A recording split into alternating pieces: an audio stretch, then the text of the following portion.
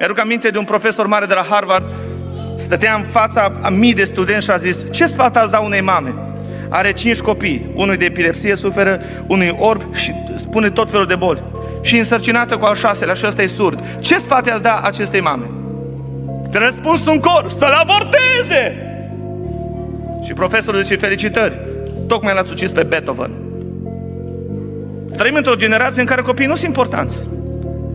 Vrem case cu 10 camere și maxim un copil. Totul la senzor, avem condiții. No, copii, no. Vreau să investesc în mine. Copiii nu mai sunt o binecuvântare, săgeți, vițe în jurul mesei, sămânță Dumnezeu. No! Câini, domne, pisici, acolo să investim. Hoteluri pentru câini, bani pe haine la câini. Asta e generația. Pruncii ne încurcă, zice. Am carieră. Cu cariera o să rămâi.